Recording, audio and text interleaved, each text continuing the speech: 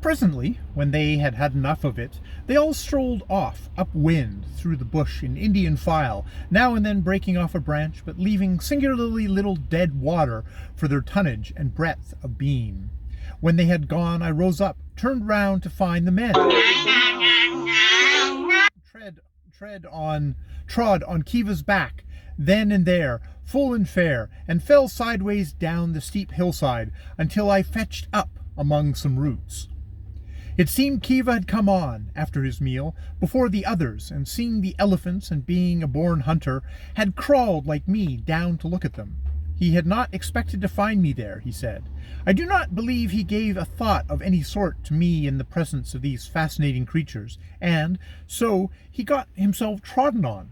I suggested to him we should pile the baggage and go and have an elephant hunt.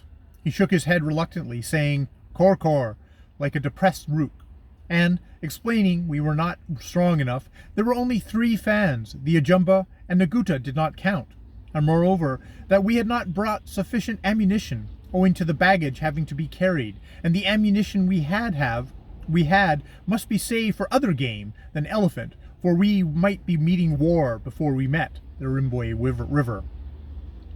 We had by now joined the rest of the party, and were all soon squattering about on our own account in the elephant bath. It was shocking bad going, like a ploughed field exaggerated by a terrific nightmare. It pretty near pulled all the legs off me, and to this hour I cannot tell you if it is best to put your foot into a footmark, a young pond, I mean, about the size of the bottom of a Madeira work armchair, or whether you should poise yourself on the rim of the same and stride forward to its other bank, boldly and hopefully. The footmarks in the places where the elephants had been rolling were by now filled with water, and the mud underneath was in places hard and slippery. In spite of my determination to preserve an awesome and unmoved calm while among these dangerous savages, I had to give way and laugh explosively to see the portly, powerful pagan suddenly convert himself into a quadruped, while Greyshirt poised himself on one heel and waved his other leg in the air to advertise to the assembled nations that he was about to sit down, was irresistible. No one made such palaver about taking a seat as Greyshirt. I did it repeatedly without any fuss to speak of. That lordly elephant hunter, the great Wiki, I would, I fancy, have strode over safely and with dignity, but the man who was in front of him spun round on his own axis and flung his arms around the fan, and they went to the earth together. The heavy load on Wiki's back drove them into the mud like a pile driver. However, we got through in time, and after I got up the other side of the ravine, I saw the fan let the Ajumba go on, and were busily searching themselves for something. I followed the Ajumba, and before I joined them, felt a fearful pricking irritation. Investigation of the affected parts showed a... Let's see if we can get the thing to...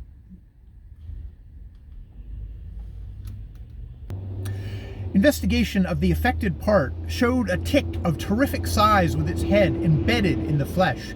Pursuing this interesting subject, I found 3 more, and had awfully hard work to get them off, and painful too, for they give one not only a feeling of irritation at their holding on place, but a streak of rheumatic feeling pain up from it. On completing operations, I went on and came upon the Ajumba in the state more approved by the Parallaxes than by the general public today.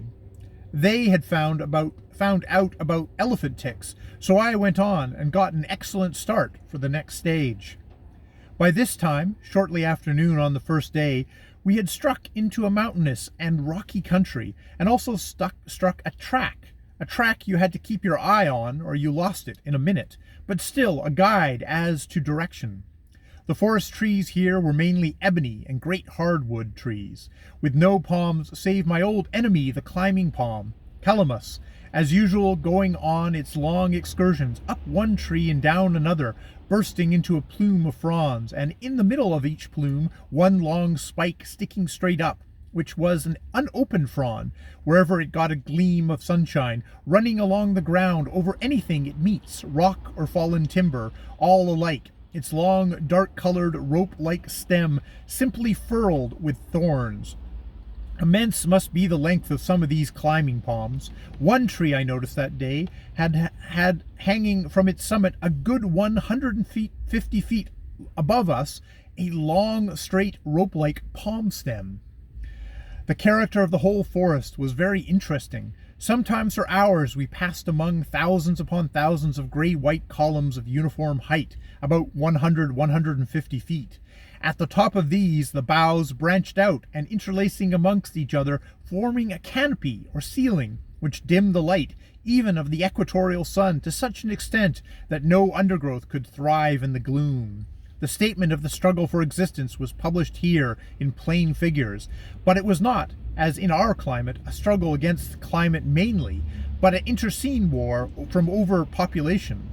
Now and again we passed among vast stems of buttressed trees, sometimes enormous in girth, and from their faraway summits hung great bush ropes, some as straight as plumb lines, others coiled round and intertwining among each other, until one could fancy one was looking on some mighty battle between armies of gigantic serpents that had been arrested at its height by some magic spell.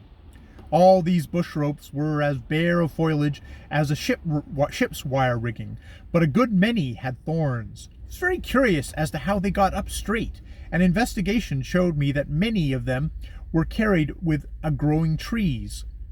The only true climbers were the calamus and the rubber vine, Landolphia, both of which employ hook tackle. Some stretches of this forest were made up of thin, spindly stemmed trees of great height, and among these stretches I always noticed the ruins of some forest giant, whose death by lightning, or by his superior height having given the Deomotic tornado wind an extra grip on him, had allowed sunlight to penetrate the lower regions of the forest, and then evidently the seedlings and saplings, who had for years been living a half-starved life for light, shot up. They seemed to know that their one chance lay in getting with the greatest rapidity to the level of the top of the forest. No time to grow fat in the stem, no time to send out side branches or any of those vanities. Up to the light, and he among them who reached it first won this game of life or death. For when he gets there, he spreads out his crown of upper branches and shuts off the life-giving sunshine from his competitors, who pale off and die, or remain dragging on an attenuated existence, waiting for another chance, and waiting sometimes for centuries. There must be tens of thousands of seeds, which perish before they get their chance, but the way the seeds of the hardwood African trees are packed, as if it were in cases specially made durable, is very wonderful.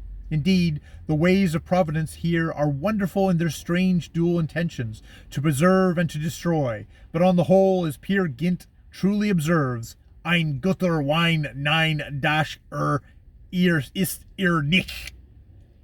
Which, of course, I have no idea what that means. We saw this influence of light on a large scale as soon as we reached the open hills and mountains of the Sierra de Crista, and had to pass over those fearful avalanche-like timber falls on their steep sides. The worst of these lay between Afua and Igeja, where we struck a part of the range that was exposed to the southeast. These falls had evidently arisen from the tornadoes which from time to time have hurled down the giant trees whose hold on the superficial soil over the sheets of hard bed rock was insufficient, in spite of all the anchors they had out in the shape of roots and buttresses, and all their rigging in the shape of bush ropes. Down they had come, crushing and dragging down with them those near them or bound to them by the great, tough climbers. Getting over these falls was perilous, not to say scratchy work. One or other member of our party always went through, and precious uncomfortable going it was, I found when I tried it in one above a gaja, 10 or 12 feet of crashing, creaking timber, and then flump onto the lot of rotten, wet debris, with more snakes and centipedes among it than you had any immediate use for, even though you were a collector. But there you had to stay, while Wiki, who was a most critical connoisseur, selected from the surrounding forest a bush rope that he regarded as the correct remedy for the case, and then up you were hauled, through the sticks you had turned the wrong way on your down journey. The Duke had a bad fall, going 20 feet or so before he found the rubbish heap, while Fika, who went through with a heavy load on his back, took us, on one occasion, half an hour to recover, and when we had just got him to the top and were able to cling on to upper sticks, Wiki, who had been superintending operations, slipped backwards and went through on his own account. The bush rope we had been hauling on was too worn with the load to use again. We had just hauled Wiki out with the first one we could drag down and cut, and Wiki, when he came up, said we were reckless and knew nothing of bush ropes, which shows how ungrateful an African can be. It makes the perspiration run down my nose whenever I think of it.